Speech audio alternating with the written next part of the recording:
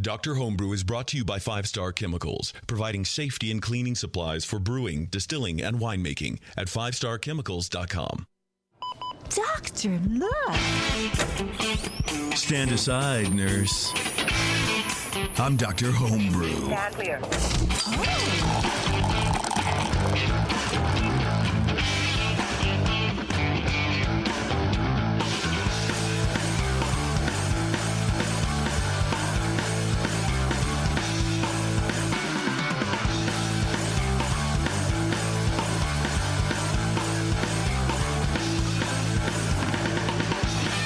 Hey everybody, this is Dr. Homebrew on the Brewing Network. Jason here, of course, as your host, and then we have Brian 1 and Brian 2. Which one am I? I don't know. You were here first, so I think you're Brian 1 and I'm Brian 2. Unless we're counting backwards. Can we just call you number 2? No, I'm not you a may not call number. me number 2. I'm a free man. Call me number 6. This is going to be the JP and Bevo Love Fest show. I'm telling you right now. I'm going to beat that girl senseless, verbally, of course, because I would never. I respect women too much to even look at them, much less like touch them. You're but an idiot. Because you were dangerously close to losing all your sponsors right there for a second. But bro, You asked me to do a thing. I did the thing. We have a good show for you today. we have a good show for you today.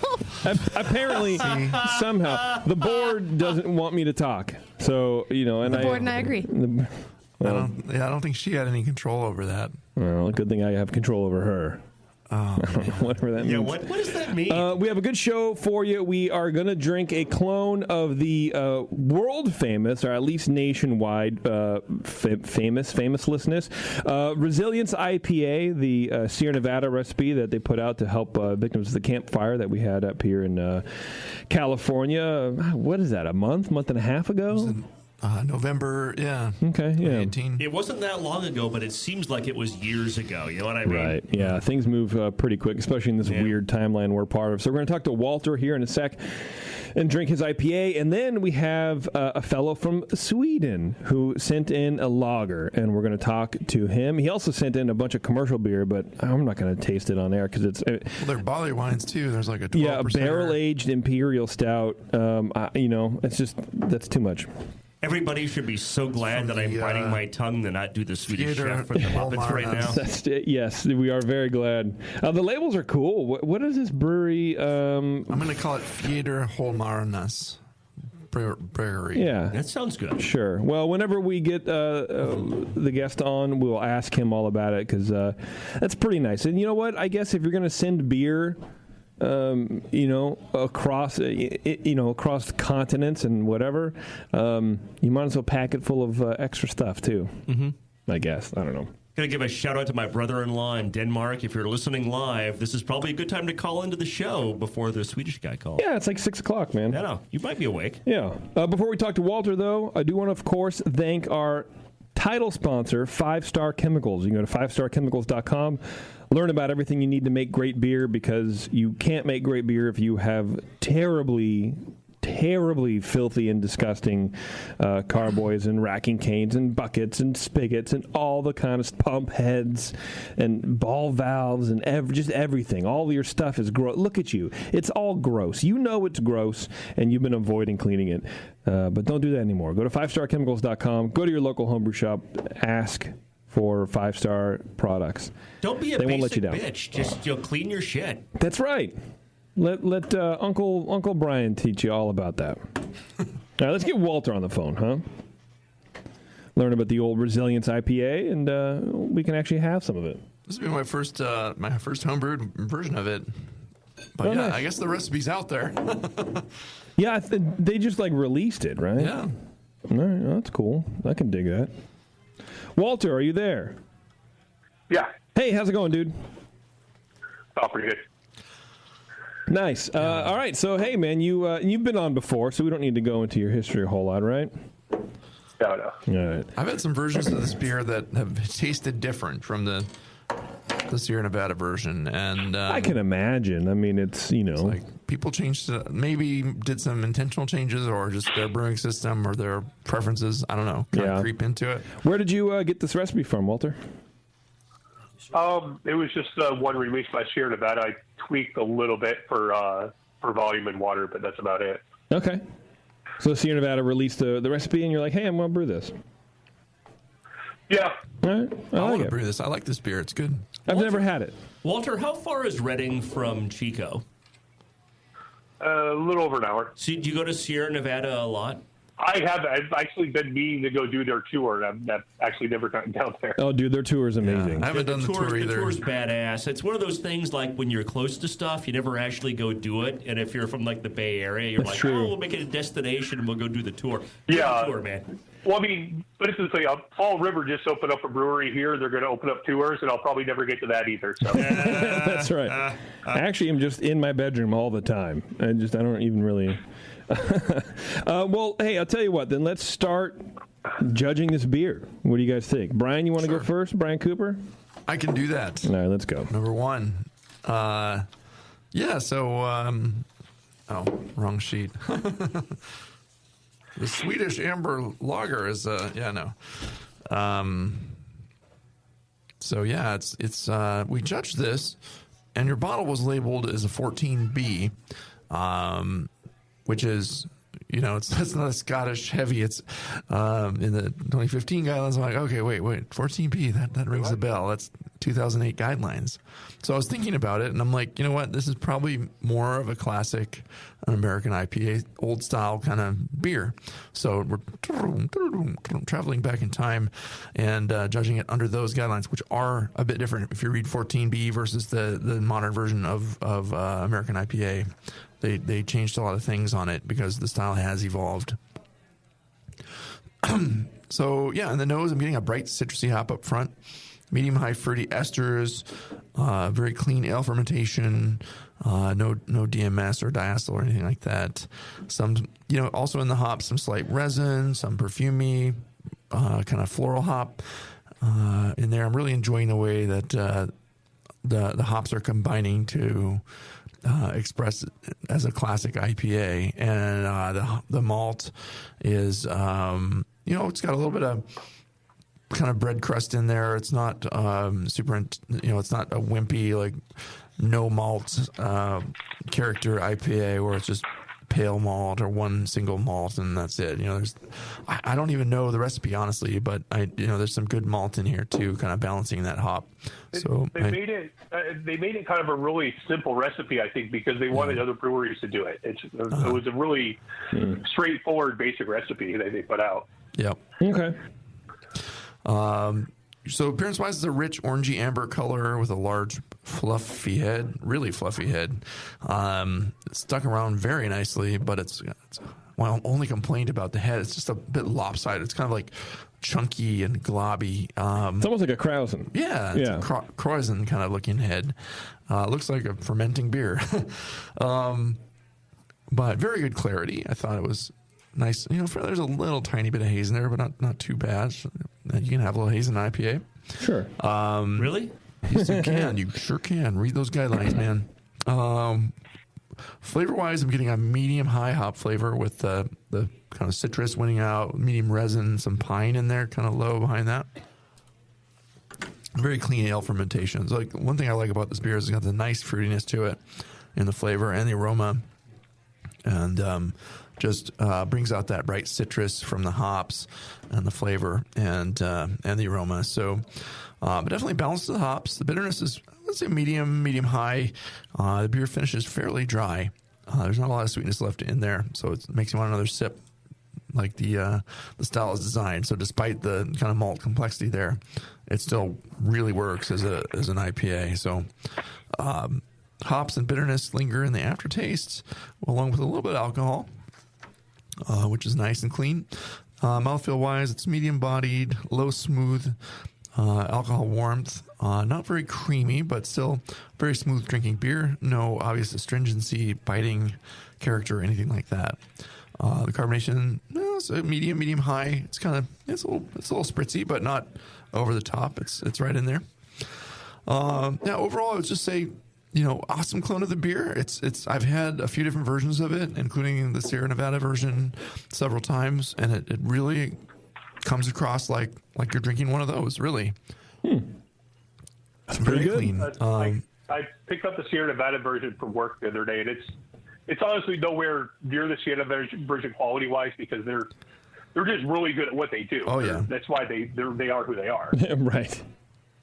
Yeah, they're fantastic. I've been trying a lot of different beers, and I realize there's a lot of breweries out there that they make good beer, but it's not on par to some of the other breweries, and it's just right. Sierra Nevada just really does a great job at almost everything they do. Yeah, and there's a lot of people that just think, Sierra Nevada Pale Ale, because that's just everywhere, and that's what they do, and they're so boring. But they really brew a lot of different beers, and when you go up there, you realize it's amazing what they put out, and stuff that you don't get elsewhere.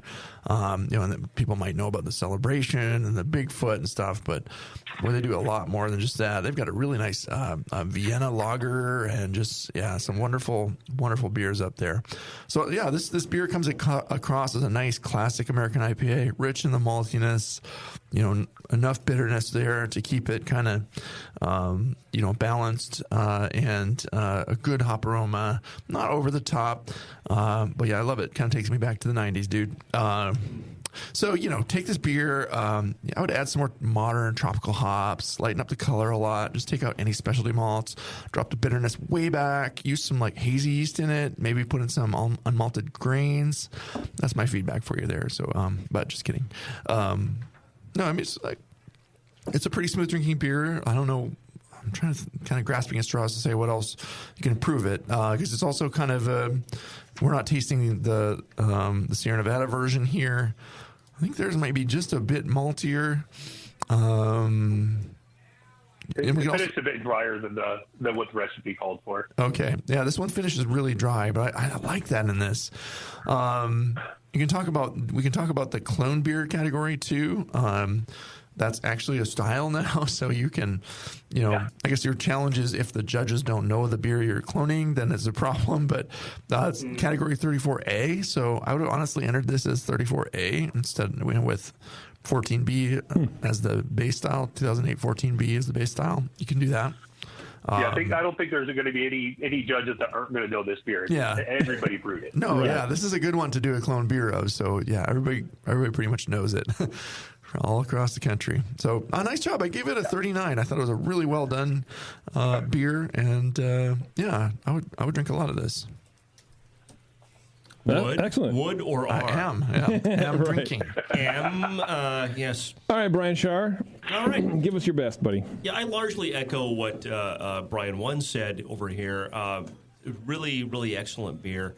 Aroma starts with a piney citrus hop aroma. Sort of low malt, no esters, very clean, no off aromas, no diacetyl, no alcohol. Gave us a 10 out of 12 for aroma. Appearance is copper brown in color, very clear. The head is what I like to call heroic. It's really, really big head. Excuse me. Lasts for a long time, very persistent.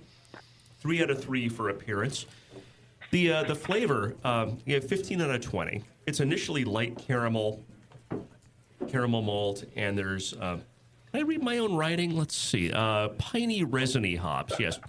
It's being a doctor of homebrew, my handwriting is atrocious. And True. And I kind of look over at, as an aside, I look over at Brian's. I'm like, what is this mass of text that this man has generated? And there's no way I could ever actually convert these hieroglyphs to actual human speech. People say I write like a doctor, but I feel like I write really nicely. I don't know. Well, you are a doctor. I mean, you're the original doctor of homebrew. Walter, we'll send you our sheets. We'll email you a scan of these so you can be the judge of this. Oh, yeah. Exactly. Oh, yeah. So there's a sort of piney resiny hops followed mid-palate by what I think is a high bitterness level, really well attenuated. And Brian talked about this. I really love the fact, and I'm going to kind of skip ahead here a little, but I love this is kind of a throwback IPA with the caramel malt and the malt to balance the hops. But to make that work, it's got to be well attenuated, or it's just a sweet mess with hops in it. Yeah. And this is just a really, that attenuation really, it makes this beer work. Makes it modern, Right. actually. Yeah. Yeah. It makes it modern. It makes it drinkable. Is really, really well done, man. The balance is toward hop flavor and hop bitterness. Finish is long and bitter. Get no esters or diacetyl. Again, 15 out of 20. Mouthfeel, 5 out of 5. Body's medium. Carbonation medium. No warming. Don't get that it's creamy. It's not a style that calls for creaminess. Not astringent. And for overall impression, 8 out of 10. This beer actually reminds me a lot of Celebration. You know, the better, I think the better examples, and Sierra Nevada swears up and down Celebration has the same recipe every year, and I believe them, and I think the variance is just the hop harvest. I hated Celebration this year. There's about 1 out of 5 years I just hate Celebration, and this 2018 is like, I can't drink this. You're crazy, dude. Maybe I am. I thought it was good this year, dude. And in some years, I will drink it. like cases of that stuff, but this beer reminds me a lot of good Celebration. It's definitely a throwback type IPA. Really well done. Give it 41 out of 50. I think excellent beer. Would love to hear more about how you made it and your process and whatever you want to tell us about it. Yeah, absolutely. Walter, go for it, dude. Yeah, the only major changes we have, because of the car fire up here, the city actually changed their water source from river water to groundwater, and the pH coming out of my tap is like 7.8, which is a little bit to deal with. Yeah. Wow. Yeah. So the only real changes over the base recipe that Sierra Nevada put out was I added pretty much everything anymore. I'm adding a quarter pint of acid malt to it. Okay. Are you going to start making lutefisk out of that water it's so high. something? What's that, Walter? I did 10 grams of Epsom salt. But besides that, the only thing I think I might have changed, because we had a lot of people in our club brewed this, and they added, it's only a 1 ounce total of dry hops in this. It's just half Centennial and half Cascade dry hops, and a lot of people doubled up on the dry hops. But other than that, it's just a Sierra Nevada recipe. Sounds great. Yeah. I mean, Nice job. it works. Walter, what is your homebrew club up there? Give them a shout out. Oh, it's Shasta Society of Brewers. All right. Nice. Yeah, and we're we're kind of trying to figure some things out now. Or actually, our homebrew shop is closing the brick and mortar store. They're just going to put out their. They're just going to put out their. They have a machine shop and stuff too. They so hopefully, so we're all trying to figure out what where we're going. I think most people are kind of set on more beer just because it's close for shipping and everything else. But yeah. Yeah. Is your club going to NCHF this year? Honestly, we don't have enough people that are completely interested in doing it. Okay, I was just curious because even the competition, so there's only a couple of us. I think are planning on it. Fair enough. If you come up to NCHF, hopefully Brian and I and Jason or some combination of us will see you. Yeah, I'm hoping. I think I said this before. I'm hoping over the summer my wife's work, her corporate office is in Concord, and she has to go there once a quarter. So I'm hoping over the summer I get down there with her. Yeah, pop on in. Yeah. Excellent. And it's Concord. Right. For Concord, however it is. I'm from the East Coast. It's Concord. There you go. This is not New Hampshire, though. This is California. All right, Walter. Well, hey, man, we'll let you go. Thanks a lot for sending the beer. All right, thank you very much. Appreciate it. Bye. Sweet Thanks, dude. Concord. Thank you. Bye. You shall not have been mortally wounded in vain. All right, we're going to take a quick break, everybody, if we can, if everyone's okay with that. And then we're going to come back. We're going to speak to our Swedish friend and drink some Swedish lager and talk about all things Swedish, I suppose. I don't know. Nice. All right. We'll see. It'll be a good time. It's Dr. Homebrew. We'll be right back. Hello, fellow BNers. This is Sully from the 21st Amendment Brewery located in San Francisco, just 2 blocks from Giants Park. Before Nico and I opened the 21A and before I was a professional brewer, I homebrewed on my small 4-burner apartment stove in a back house in Santa Monica, California, making my extract brews before graduating to the daunting idea of all-grain brewing. Homebrew books and information was hard to come by back then. The internet hadn't been invented yet, along with other things we take for granted today, like electricity and potable water. One thing I wish I had back then when I was learning was a radio show that could teach me the ins and outs of brewing and answer questions that I had about homebrewing. a resource for making great craft beer. The 21st Amendment Brewery is excited to be a proud sponsor of Dr. Homebrew, a great show that teaches you what you need to know about making incredible beer. Good stuff. Listen up, you might learn something. I certainly did. And thanks for your support. Tasty Crack Games.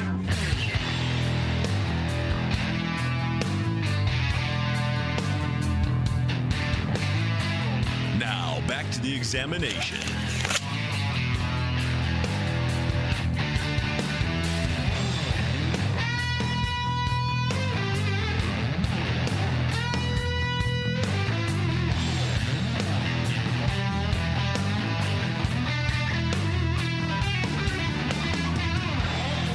All right, welcome back, everybody. We're going to get Albert on the line here in just a second. We're going to talk some Swedish lagers.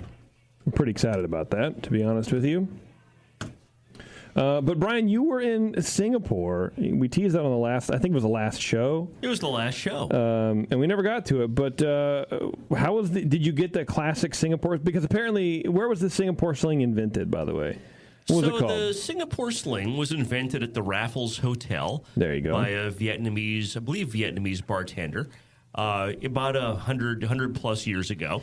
And the Raffles Hotel is the classic. It's a giant place. It's undergoing renovation. It has to have 500 rooms. It's like a 3-story, just sprawling block-sized hotel.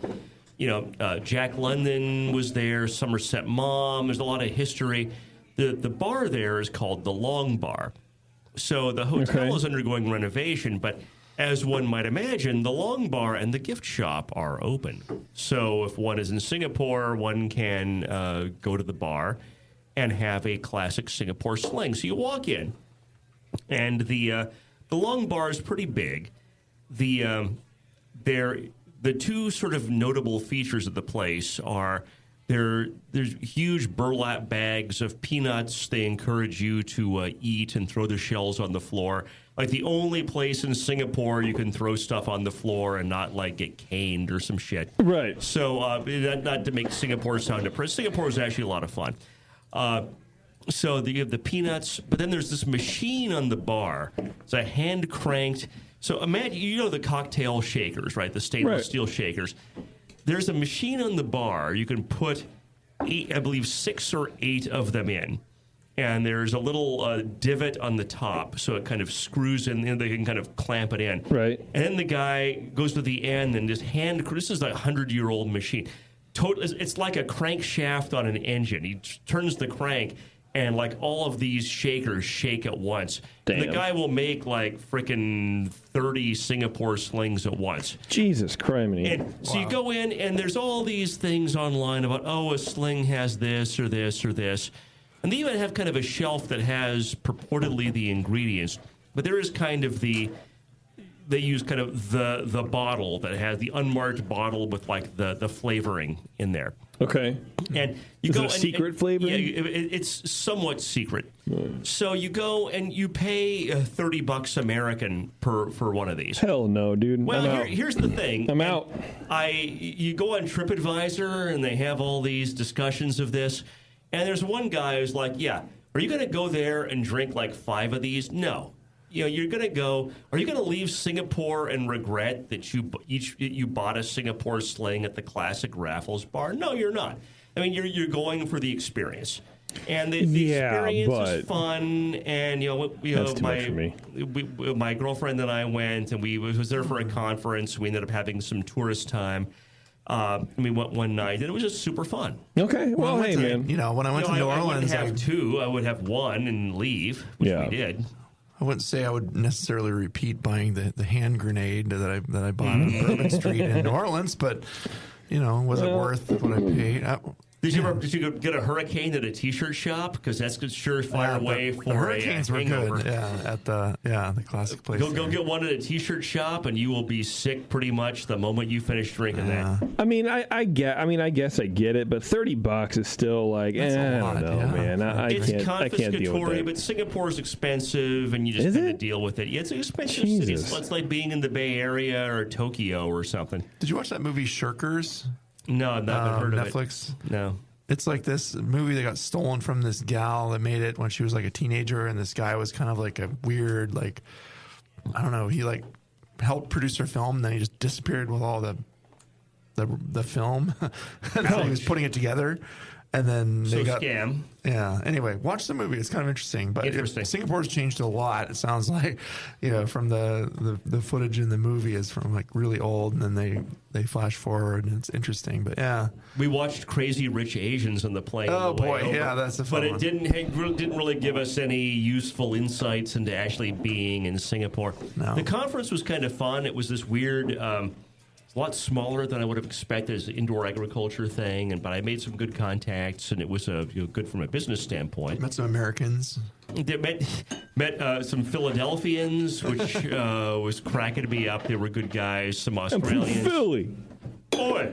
Well, look, Albert's not. He says he's waiting, but whatever. But hey, in the meantime, I brought this commercial lager. It's called Gold Mine. Well, let's fire this up, bro. And I just wanted to share it with you guys. I don't think it's terrible at all. I actually really enjoy it.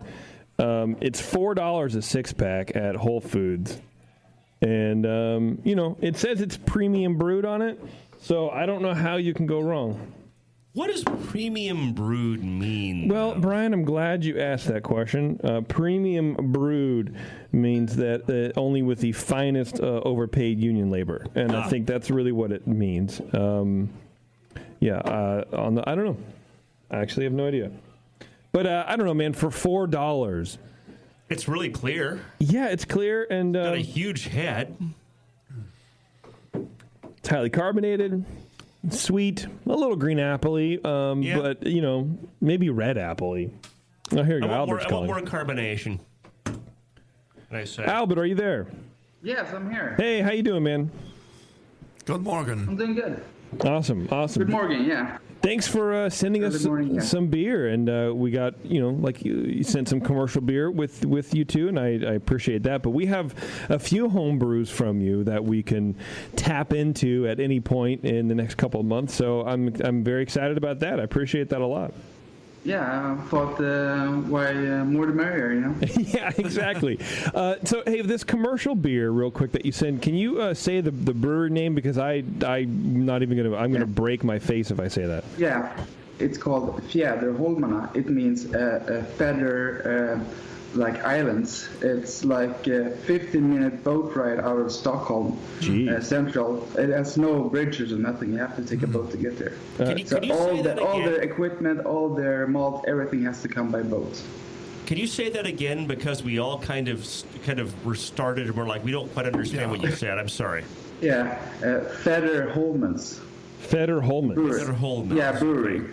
Fjäderholmans. Oh, yeah, okay. I was saying it wrong. They're a great little brewery, and they have like boat rides going there all summer, so you can go through their brew pub and taste their beers. And you said the barley wines, because those will hold up pretty well. Yeah, but we sent the barley wines and also the chocolate imperial stout. Those are really good. Yeah, no, I no, those broke. I didn't bring those for everybody, and it's no, I'm kidding. Yeah, thank you very much. That was really cool. But today we're going to taste your lager. Yes. And so, how long have you been homebrewing out there in Sweden? I started around 4 years ago, and it became an obsession very fastly. So Sweden is a big beer culture too. So yeah, is big homebrew scene, or is it kind of? Yeah, it's really expanding in the last 5-6 years. Okay, awesome, great. Is this your first lager that you've tried? No. It's been a lot of lagers. Okay, you do one of the first things you started, but you experiment with the style, test the water profile, and try to figure out different kinds of ways to do it.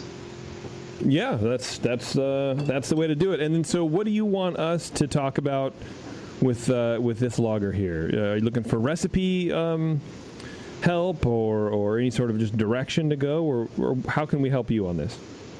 Yeah, question about the water profile, and also I might think this batch might have some something wrong with it. So just want you to check it out and see what you think. Cool. Okay. We're more than happy to do that. I like your labels, by the way, too. They're very the small labels. and very. Label's really cool. Yeah, I like them. Label's great. Now, is there such a thing as a Swedish brew lager? Is there a specialty in Sweden for a certain kind of lager? I don't think there's in the competition version, but if you look in the market version, I think they're all a bit lighter, not as much body, and a lot higher in like the malt flavors. So that's the thing I was going for. Yeah, we were kind of figuring out what to judge it as, and we just landed on... I think it would be like an Central American dark lager, maybe, because it's a little bit darker. We went with 2B International Amber Lager, just for lack of a better thing. I think that would be... That's good enough. The right category. Okay. All right, well, hey, Brian Cooper, why don't you start us out, dude? Okay. Yeah, so in the nose, I'm getting a low... kind of bread crust like malt with a very low spicy hop. There is a fair amount of Brettanomyces yeast character going on here.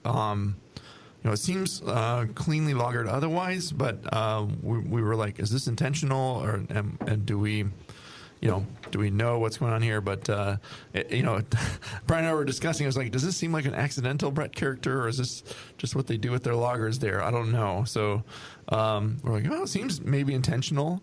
So it's just kind of smells like it's going to be a pretty dry beer. No obvious sweetness in the nose, and no fruitiness. So that's kind of nice. The beer is it's a nice, pretty medium amber color and quite clear. With a low cream-colored head, mostly finer bubbles covering the beer, and sticks around for a good while. So I gave it full points for appearance. It would meet that for the style. Flavor-wise, I'm getting a medium malt, again, kind of bread, white bread crust like notes. It's not toasty at all. It's not like Vienna lager like. It's just a nice clean, kind of mellow, slightly bread crusty note in there, along with kind of base malt behind it there. It's not sticking out as really pillsy or sulfury either. It's just pretty smooth malt. Finishes semi dry, I guess. It's got a lot of kind of Brett hay-like flavors in there. It's not going towards barnyard or anything like that, but it's definitely kind of haystack, a little interesting Brett quality in there. So that maybe this is the thing that you're hunting for. Just Brettanomyces. That farmhouse little touch to it. Farmhouse, yeah, something it might have been going going a little too far with this one. That might be the issue, but it's not uncommon to have a little bit of yeah. So that can be okay. Yeah, then it's it's balanced to the malt, and it seems cleanly lagered. The malt and Brett kind of linger in the aftertaste together with a low spicy hop kind of behind that. Very low bitterness. It's not aggressive at all. It's just really smooth drinking. Medium light bodied in the mouthfeel with medium carbonation. Not getting any warmth. The label says it's 4.5%, so there wouldn't be any warmth there. Nothing harsh. But yeah, somewhat creamy. Kind of a light, kind of leathery texture from the Brett, I would say. The way it kind of floats off your tongue and leaves it kind of dry. Yeah. So yeah, interesting beer. Overall, I really like this beer, and I could drink a lot of it. It's not something I'm familiar with, or that would be something I would commonly find anywhere, except maybe an all Brett beer. But some of those are just too much, too much Brett, and it dries out too much. This has a little bit of a hint of some sweetness in there, but not too much. But it keeps it interesting, and I'm just not sure where to categorize it. I mean, I think one thing that we can talk about as judges is where do you, when you have a beer like this that is not obviously meeting one style or another, where do you place it if you were to enter it in a competition? So, there's a category called 28A. It's a Brett beer, and you could declare like a 2B International Amber Lager as the base, or just I mean, maybe it's a new style. Is this I just was really curious. Is this a thing in Sweden? Like some of them taste like this. It's definitely not a straight 2B, so it's really interesting, but it was kind of hard for me to score. Judging it according to the 2B, I kind of just landed at a 30 because it's a really good beer and it's obviously well crafted, but it's hard to peg what the intention was with it.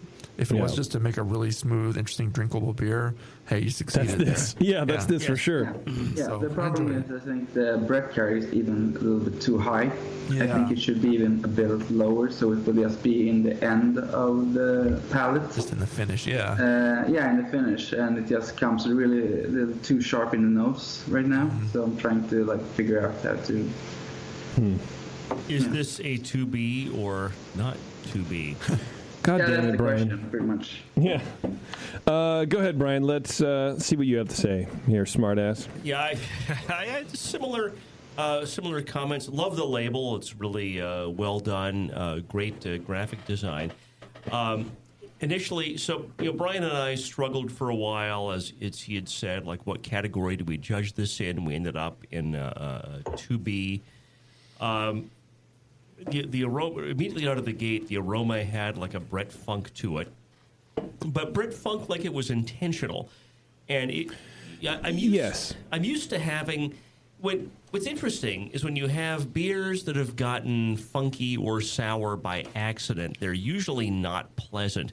This beer was really good. I mean, I thought that maybe you'd had a few too many and might have sent us a funky beer by mistake, because this was well done. You're right, and I was actually just thinking the same thing, that unintentional contaminated beers are very sharp. And they're like a sea urchin. They're just spiky flavors all over the place. But sometimes, phenolic or biting or harsh, astringent. All of it. Yeah. And this is very deliberate, very smooth, very focused.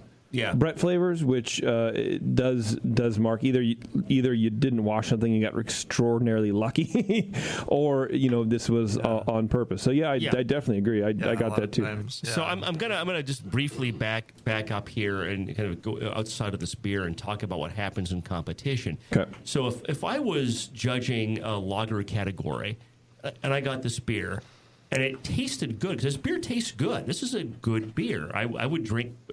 Agreed. Several of these. Yeah. If I got this, I'd be like, well, this is a funky Brett beer. This is not a lager. So what'll happen, sometimes people get their bottles confused, right? It happens. Sometimes there's some bottles that get confused.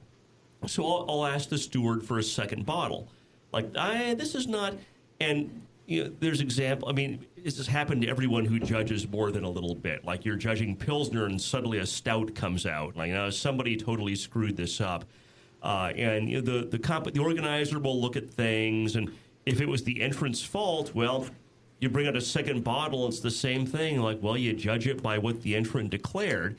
And it could be a great beer, but it just wasn't what you declared it to be, so it doesn't score as well. It's also not impossible for a homebrew competition organizer or his staff to inadvertently mix a beer. So, that's even if they not think always that the didn't happen. fault. Yeah.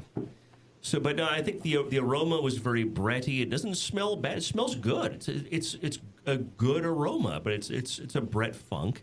It's not a lager. There's no sulfur. Get a very low sort of malt aroma, a little light toast caramel. Give that 5 out of 12 for aroma. Yeah. Appearance is fine. It's crystal clear, copper color. Head is perfect. Flavor is dominated by the Brett Funk also. It tastes intentional. It's tasty. I like it. Yeah, agreed. 100%. I'm not gonna repeat all the stuff. That I agree with Brian. Mouthfeel 4 out of 5. It's maybe a little bit more carbonation would have been good. And for overall impression, I gave it a 4 out of 10, not because it's bad, but because there wasn't a declared category, and we kind of had to put it in a lager category because that's what the label said. And then it came out Brett. And if it had been some kind of sour category, funky category, it probably would have gotten 10, 15 points higher. But, we're kind of constrained by what it's called. And even if it's pretty mellow, because it is fairly reserved, Is it? How would it have fared? Would it really been a 10 or 15 point jump? It was in a 10 points. 10 points if it were a farmhouse. Yeah, I'd have gone. I'd have gone to mid-30s on this as a farmhouse. Okay. Brian, what do you think about that? Yeah, I agree with that. It's if you judge it as a straight international amber lager, I was just kind of generous with it because, well, I didn't understand, where it should have been placed, and I just kind of went with, well, I'll just give it a 30 because I really enjoy drinking it, and I'll just have, there was I no. believe that's part of the question. Yeah. And we don't want to be jerks to you because you sent this beer all the way from Sweden. The question was, I was experimenting. I've been brewing a lot of lagers, and I've been experimenting with some of the breaths that I've been founding around the workshop, some wild cultures. And I didn't really know where to put this in because it's the original recipe is a lager.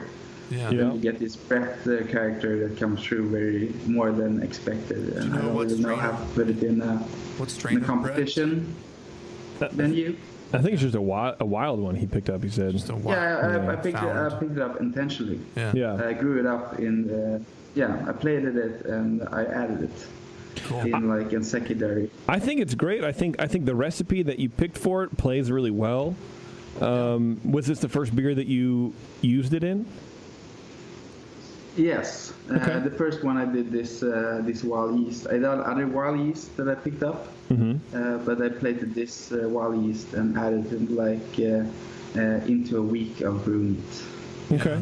And you mentioned something about already had pretty much. You mentioned something about water too. I'm not detecting any problem with the water. I think the water you used works fine for the style. Was there a specific question about water? No, but in Stockholm we have a pretty it's a medium everything water. Yeah. So you have to add a lot of calcium and magnesium, and you have to build it up a bit.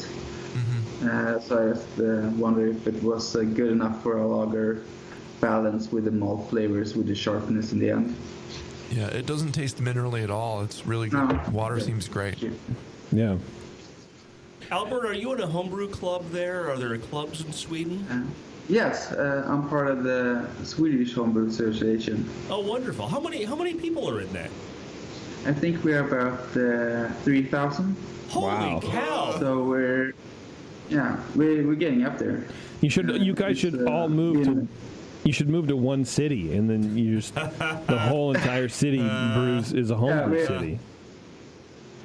Yeah, we're split up all over the country, but they have been starting making competitions going up north and going down south, from my point of view.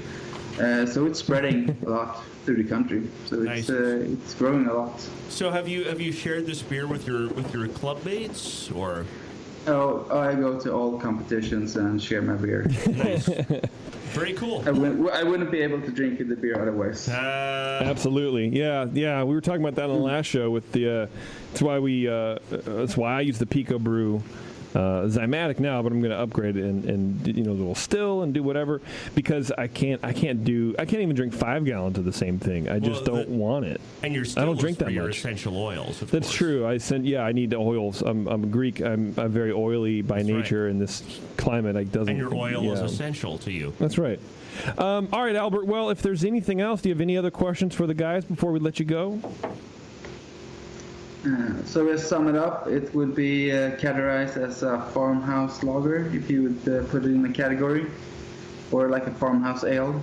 Yeah, I would definitely enter this as more of a farmhouse because the bread's really pleasant. I mean, this is a very drinkable, very well attenuated, very pleasant beer, but it's not. If I'm going to grab a lager, of some kind, this is not what I'm going to grab. Mm-hmm. You know what I mean? It's just it's not. It's not refreshing. Not crisp and smooth. It's smooth, but it's not thirst quenching. A lager is Pilsner malt and high carbonation and sulfur and all that, and this beer is great, but it's none of that. What if it had a little more a little more bitterness, a little more hop character to it? It's still too much bread. Yeah. What do you think, Brian? Too much Brett?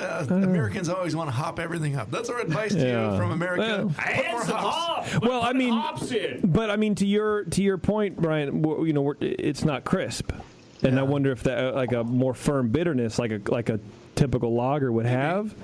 I wonder if that would help with the sweetness. You could put some more sulfates in the water and some, a little more bittering hop and a little more aroma hop and just see what happens. But I kind of like it as is. I like it as is too. I'm just saying if you wanted to make it a little more crisp and refreshing in an approachable way like that. But I just wonder if the Brett is what's preventing the crispness from happening. Yeah. Otherwise, what did you taste the base style separately, Albert? I tasted it before I added the Brett. Yeah. But it wasn't fully fermented then, so it has So would yes and no. I'd done this recipe before without the Brett, and then it was a different story. Is it more like a Vienna lager, or is it? More of a lager. A little more of the caramel came through. Mm-hmm. Would a little more of that biscuity. Toastiness, crisp Mm-hmm. flavor, and a more sparkling finish with a little more carbonation. Would so I guess to his question, would you even declare it as a lager? Like a farmhouse? Is there a farmhouse lager category? First of all, no. So would you farmhouse beer essentially? Okay. So, but would you put it as a lager? No, I wouldn't. Okay. Well, I think if the lager is, I would argue that if the base style is a lager, you can enter it as a, if you can get past the point that it's not going to be as crisp as a non-Brett aged lager. This is what the Brett is doing to the beer, and it works. Yeah. And you can declare a 2B base style. I don't think it declares it doesn't express itself as like some specific ale that I can think of either. It is what it is. It's kind of its own animal here. I wish all the listeners could kind of taste it with us because you'd understand. It's a very very different beer. Yeah, absolutely. Yeah. Does that answer any question at all, Albert? Yes. Okay, good. It does. Okay. Anything else? No, yes, thank you very much for having me. Of course, yeah. Thank you very much for sending the beers, and we'll be in touch for the next one. Yeah. Thank you. Thanks, Albert. All right, Albert. Have a good day. Take care. Bye. Cheers. Bye. All right. Yeah, it was a very unique beer. I hope he's drinking some beer over there at 7 a.m. in Sweden. It was very cool of him to send this all the way from Sweden. It was good. I mean, I don't Absolutely. want my score to imply that it wasn't a good beer. It was very flavorful and very tasty. You know who else makes flavorful and tasty beer? Neshaminy Creek Brewing. Really? They've been brewing award-winning beers in Croydon, Pennsylvania since 2012. Proud winners of 4 Philly Beer Scene Magazine Awards for Brewer of the Year and 3 for Brewery of the Year. 2-time GABF Vienna-style lager medal winner, 2013 for gold and 2016 for the bronze. And they also won a bronze for their smoked lager in 2016 and 17. So these they're no slouches, that's for sure. They have a big-ass tap room with 24 beers on tap, 18 of which are rotating and seasonal and or limited. A variety of beer styles from lagers to double IPAs to saisons and sour beers, all sorts of stuff. Also, if you can't make it to Croydon or don't know where that is, hit up their second location in Jenkintown called the Borough Brewhouse, which features a full menu and 22 beers on tap, including guest taps from local breweries, meaderies, as well as Pennsylvania cider. Check out NeshaminyCreekBrewing.com. What if we don't know where Jenkintown is either? Then go to Croydon. Where's Croydon? Well, not in Jenkintown. Turn left at Croydon. I don't know. All right, we're going to take a quick break. We're going to come back. We're going to give some stuff away, and then we're going to be out of here. This is Dr. Homebrew. We'll be right back. Do you know the 3 most important rules in brewing? Sanitation, sanitation, and sanitation. And no one does it better than 5-Star Chemicals. 5-Star knows sanitation. You can only sanitize clean equipment. And 5-Star knows how to clean, too. For craft brewers and home brewers, 5-Star has what you need to keep your fermenters, serving tanks, kegs, and draft lines sparkling and free of any beer-spoiling bacteria. PBW, caustic, acid cleaners, Star San, Sanic OrganiClean, lubricants and defoamers, pH stabilizers, and more. 5-Star Chemicals has cleaning supplies, safety supplies, heat exchangers, pumps, hoses, and valves. And 5-Star is proud to offer eco-friendly products that exceed customer expectations. If you have a cleaning problem, you need the 5-Star solution. Visit 5starchemicals.com or call 800-782-7019. 800-782-7019 and get the 5-Star treatment today. Are you a member of the White Labs Customer Club? If not, you should be. It's the easiest way to earn free stuff for turning in your old homebrew labels from either Vials or Pure Pitch. All you have to do is save your labels and redeem them for things like free yeast, an exclusive White Labs t-shirt or sweatshirt, and even the opportunity to brew with the yeast man himself, Chris White. Signing up is easy. Just go to whitelabs.com/customer club, fill out the registration form, and then mail in your labels. They will return the favor by sending you awesome White Labs swag. Go sign up today at whitelabs.com/customer club. White Labs, pure yeast and fermentation since 1995. I'm sorry to tell you this, but we're going to have to pour you out. Back to Dr. Homebrew.